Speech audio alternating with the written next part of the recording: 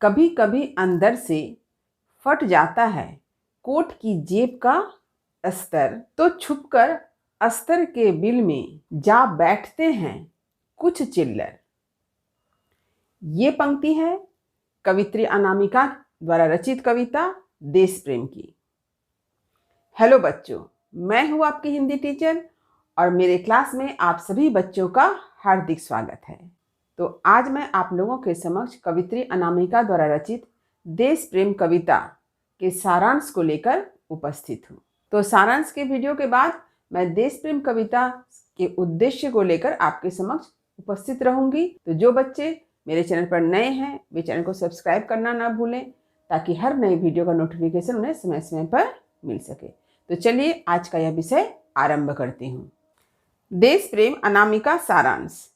कवित्री अनामिका द्वारा रचित देश प्रेम कविता में भारतीयों के जीवन मूल्यों के विघटन और देश प्रेम के बदलते स्वरूप या छिजन की ओर लोगों का ध्यान आकर्षित करने का प्रयास किया गया है। कविता के आरंभ में वे विभिन्न प्रतीकों और उपमाओं के माध्यम से जीवन मूल्यों के विघटन को अभिव्यक्त करती हैं। कवित्री अनामिका द्वारा रचित देश प्रेम कविता में उन्होंने क्या व्यक्त किया है?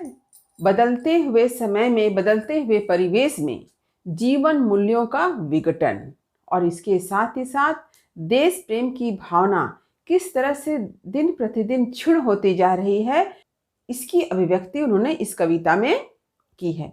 और इसे अभिव्यक्त करने के लिए उन्होंने विभिन्न प्रतीकों का सहारा लिया है, विभिन्न उपमाओं के माध्यम से इन सारी बातों को प्रस्तुत किया है। कोट की जेब का अस्तर फटना और अस्तर के बिल में चिल्लरों का छिपना कहकर वे उन जीवन मूल्यों की ओर हमारी दृष्टि ले जाती है जो अपना मूल्य खोते जा रहे हैं। आज हम भले ही स्वयं को स्वतंत्र और विकसित इत्यादि कई नामों से पहचाने जाएं, परंतु विकसित होने के साथ ही हम अपने संस्कारों, जीवन मूल्यों से दूर होते जा रहे हैं। आज देश प्रेम की भावना चिल्लर की तरह महत्वहीन हो गई है। जिस प्रकार फटे अस्तर में पड़ा पैसा कभी कभी हमारे हाथों से छू जाता है, ठीक उसी प्रकार कभी कभी हमारे मन में देश प्रेम की भावना आ जाती है। तो कवित्री ने इस कविता में विभिन्न प्रतीकों का सहारा लिया है। तो प्रतीक क्या है? जैसे कि कोट की जेब का अस्तर का फटना, अस्तर में जाकर चिल्लरों का छिपना, ये क्या प्रतीक है? ये किससे संबंधित है? हमारे देश प्रेम की भावना से, कि आज के समय में हमारे हृदय से देश प्रेम की भावना इस तरह से क्षीण होती जा रही है जैसे कि कोई चिल्लर कोट की जेब के अस्तर में जा छिपते हैं।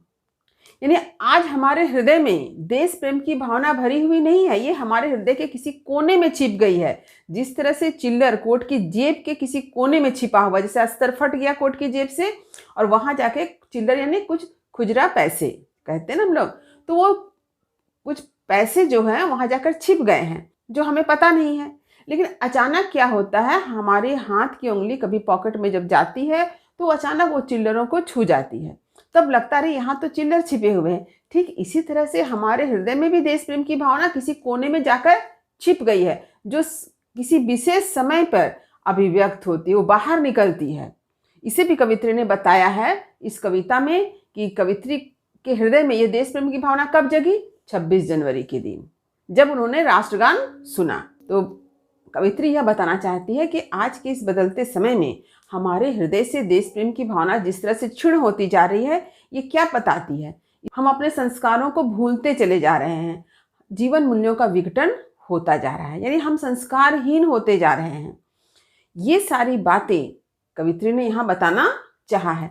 आज के समय में हम भले अपने आप को स्वतंत्र बताएं, आज़ाद बताएं, हम अपने आप को विकसित बतलाते हैं कि हमारा बहुत विकास हुआ है, लेकिन विकास होने के साथ साथ हम अपने जीवन मूल्यों से, अपने संस्कारों से क्या हुए? दूर होते चले गए हैं। हमारी पहचान जो है खोती जा रही है। आज के समय में देश प्रेम कभी कभी मन में उठने वाला भाव है। आज वर्तमान समय में देश प्रेम स्वतः स्फूर्त भावना नहीं है, बल्कि एक भारी भरकम शब्द की तरह प्रतीत होता है। कवित्री को इस भारी भरकम शब्द से भय लगता है। तो यहाँ पर कवित्री ने बताना चाहा है कि देश प्रेम शब्द कैसा एक भारी भरकम शब्द बन गया है, और ये भारी भरकम शब्द जो है, या जो देश प्रेम की भावना है, ये स्वतः स्फूर्त भावना नहीं है। ये समय समय में हमारे मन में जागृत होता है, हमारे मन में कभी कभी उठने वाला भाव है। एक उदाहरण के तौर पे मैं आप लोगों को ये बताना चाहती हूँ कि जैसे तो इस बार आप लोगों ने देखा कि 15 अगस्त के दिन लोग कितने धूमधाम से भारतीय तिरंगा को लेकर के क्या कर रहे थे, रास्तों में परेड कर रहे थे, घूम रहे थे, अपने घरों में फहरा रहे थे। तो ये जो था, ये जो एक नशा छाया हुआ था आज़ादी का, ये सिर्फ एक दिन के लिए ही था और उसके बाद ये नशा उतर गया, क्योंकि 15 अगस्त आने पर ही हमारे मन में स्वतंत्रता की भावना, देश प्रेम की भावना जो है जगी। उसके बाद क्या हुआ, ये भावना हमारे हृदय के किसी कोने में जाकर छिप गई। तो आज के दौर में स्वतंत्रता की भावना, देश प्रेम की भावना, ये सारी बातें क्या है, अब अचानक कभी कभार उठने वाला एक भाव बन गया है। यह हमारे हृदय में पूरी तरह से समाया हुआ नहीं है, यह हमारे हृदय के किसी कोने में छिपा हुआ है। जैसे कि जेब के अस्तर फट जाने पर वहाँ कुछ चिल्लर जाकर छिप जाते हैं। जिस प्रकार अचानक चिल्लर पाकर मन में प्रसन्नता होती है, ठीक इसी प्रकार कवित्री को भी देश प्रेम शब्द मिलने पर खुशी होती है। तो कवित्री ने बताया है कि अगर किसी के पॉकेट में, किसी की जेब में अचानक कुछ चिल्लर मिल जाए तो बहुत खुश होता है। ठीक उसी प्रकार कवित्री जब राष्ट्रगान सुनती है तो उनके मन में जब देश प्रेम का भाव जगता है तो वह भी अत्यंत प्रसन्न होती है। ठीक उसी तरह से जैसे हम सभी प्रसन्न होते हैं 15 अगस्त के दिन, 26 जनवरी के दिन, हमारे मन में भी देश प्रेम का भाव जगता है और हमें भी प्रसन्नता प्राप्त होती है, लेकिन यह प्रसन्नता क्षणिक है। कवित्री ने मनुष्य की मनोदशा को व्यक्त करते हुए कहा है कि हमें 26 जनवरी की याद भी तब आती है जब हमें इसके बारे में बतलाया जाता है। कवित्री को भी खुले छूटे गए ट्रांजिस्टर से ही 26 जनवरी के आगमन की जानकारी मिलती है। 26 जनवरी के सुबह बजने वाले राष्ट्रगान को सुनकर वह मटियाना चाहती है, पर वे ऐसा नहीं कर पाती है, बल्कि राष्ट्र प्रेम की भावना से भर जाने के कारण वे कंबल फेंककर राष्ट्रगान के सम्मान में सावधान की मुद्रा में खड़ी हो जाती है। तो कवित्री ने मनुष्य की मनोदशा को व्यक्त करने के लिए खुद का उदाहरण दिया है कि 26 जनवरी की सुबह उन्हें राष्ट्रगान सुनाई देता है। कहाँ से सुनाई देता है? ट्रांजिस्टर से, क्योंकि उसने रात को सोते वक्त ट्रांजिस्टर को खुला ही छोड़ दिया था। इसलिए क्या होता है, 26 जनवरी की सुबह सुबह ट्रांजिस्टर से राष्ट्रगान सुनाई देता है। तो राष्ट्रगान की धुन को सुन करके कवित्री पहले क्या करती, मटियाना चाहती है, लेकिन पुनः उनके हृदय में क्या, राष्ट्र भक्ति, देशभक्ति का भाव उदय होता है और देशभक्ति के भाव से भर जाने के कारण वो क्या करती हैं, कंबल फेंक करके राष्ट्रगान के सम्मान में सावधान की मुद्रा में खड़ी हो जाती है। कवित्री ने बतलाया है कि राष्ट्र प्रेम, देश प्रेम की भावना धीरे धीरे क्षीण होती जा रही है। उन्होंने देश प्रेम को मुंह की लगी वस्तु बतलाया है। एक समय ऐसा था जब प्रेम का वास्तविक अर्थ प्रेम और सम्मान की भावना हुआ करती थी। लोग सिनेमा घरों में सिनेमा देखने जाते थे और सिनेमा के समाप्त होते ही जब राष्ट्रगान बजता था तब सभी लोग अपनी सीट छोड़कर राष्ट्रगान के सम्मान में सावधान की मुद्रा में खड़े हो जाते थे। तो कवित्री ने बताया है कि समय के साथ साथ ये राष्ट्र प्रेम की भावना, देश प्रेम की भावना क्या क्षीण होती जा रही है। एक समय ऐसा था कि जब लोग सिनेमा देखने सिनेमा घरों में जाते थे तो सिनेमा के समाप्त होते ही जैसे पर्दा में क्या द एंड दिखाई देता है और द एंड के बाद ही राष्ट्रगान बजने लगता था। तो उस समय सिनेमा घर में उपस्थित जितने सारे लोग हुआ करते थे वे अपने सीट से खड़े होकर के सावधान की मुद्रा में राष्ट्रगान के सम्मान के लिए खड़े हो जाते थे।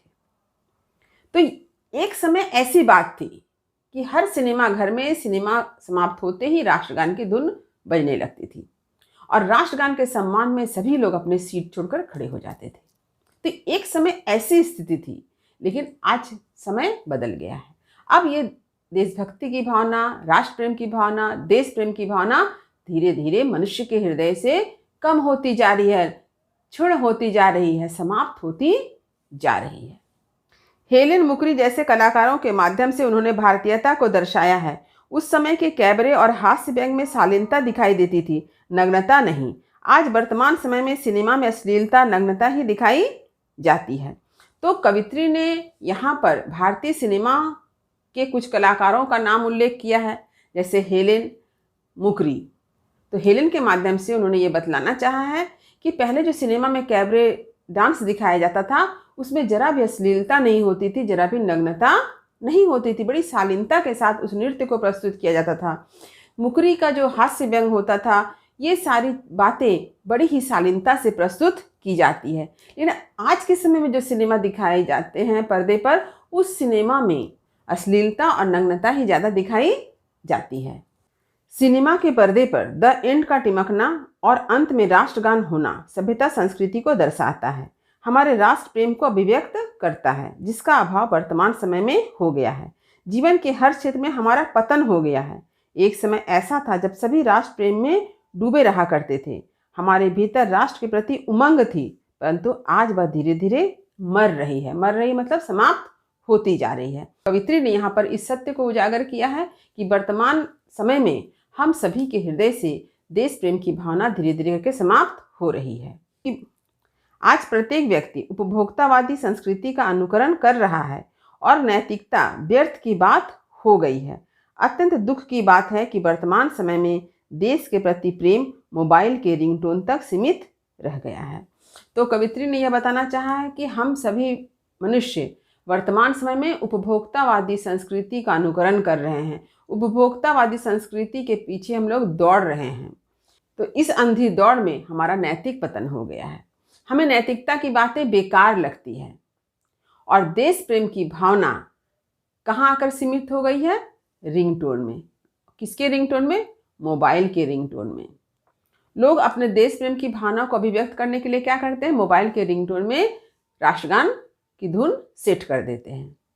तो ये बहुत दुख की बात है, बहुत ही आश्चर्य की बात है। आश्चर्य मिश्रित दुख की बात है कि लोगों के हृदय से देश प्रेम की भावना समाप्त होती जा रही है और यह देश प्रेम की भावना कहाँ कर सीमित हो गई है? मोबाइल के रिंगटोन में। तो देश प्रेम कविता में इसी सत्य को कवित्री अनामिका जी ने बहुत ही सुंदर ढंग से उभारा है कि कैसे वर्तमान समय में जीवन मूल्यों का विघटन हो रहा है, हमें नैतिकता की बात बेकार लग रही है, हम उपभोक्तावादी संस्कृति का अनुकरण कर रहे हैं और देश प्रेम की भावना धीरे धीरे हमारे हृदय से क्षीण होती जा रही है। तो उम्मीद करती हूँ कि देश प्रेम कविता का सारांश आपको अच्छी तरह से समझ में आ गया होगा। मैंने सारी बातों को लिखकर प्रस्तुत किया है ताकि आप मेरी बातों को सुनने के साथ साथ इन सारी बातों को अपनी कॉपी में लिख लें। तो वीडियो को लाइक करें, सभी पढ़ने वाले विद्यार्थियों में शेयर करना ना भूलें। इसके साथ ही साथ जो बच्चे मेरे चैनल पर नए हैं वे चैनल को सब्सक्राइब जरूर कर लें ताकि हर नए वीडियो का नोटिफिकेशन उन्हें समय समय पर मिल सके। देश प्रेम कविता के उद्देश्य को लेकर आपसे फिर मिलूंगी एक नए वीडियो में। तब तक पढ़ते रहिए, जीवन में आगे बढ़ते रहिए। मेरी शुभकामनाएं आप सभी बच्चों के साथ है। धन्यवाद।